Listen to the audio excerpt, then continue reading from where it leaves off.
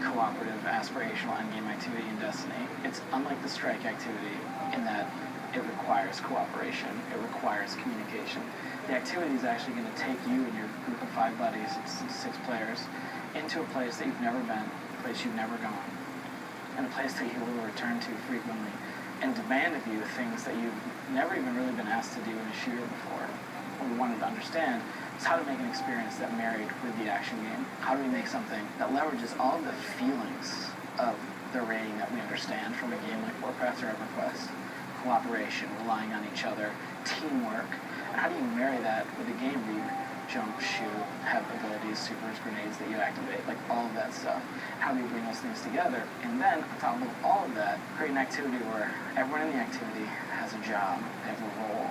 So some of that is a little bit more organic than it is to say, like, you're going to tank this. Like, we're not doing that. We're not asking for classes who are like, oh, I'll be the DPS guy. Like, nope, all of your jobs to shoot guys.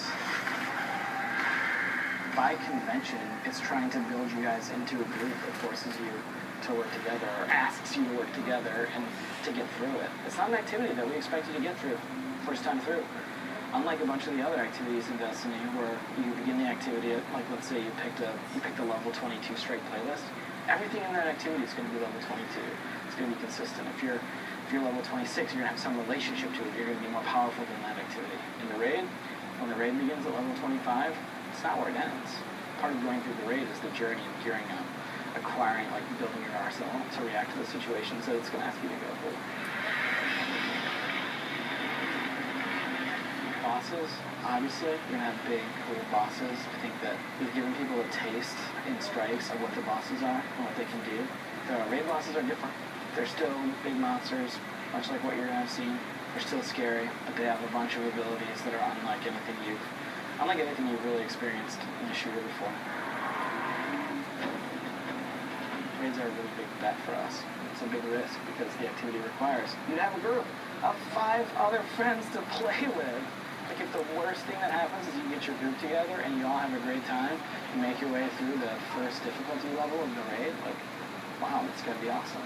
I bet you want to come back. Hopefully the gear makes you want to come back. Raids are just this one piece of the puzzle because they're the thing that sits at the end.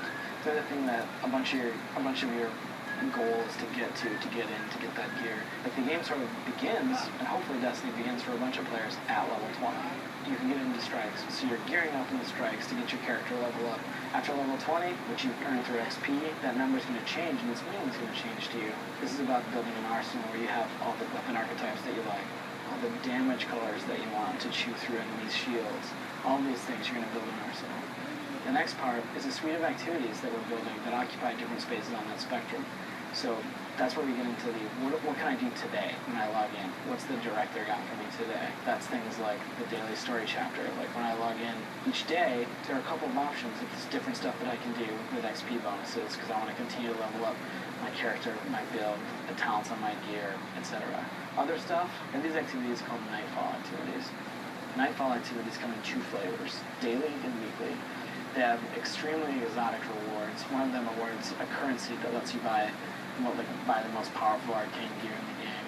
Things like, I think I talked about, the Cudgel Xanthor before. It's stuff like that. These, like, crazy... There's not a Cudgel Xanthor in the game. It's just an example. Something like Hard Light.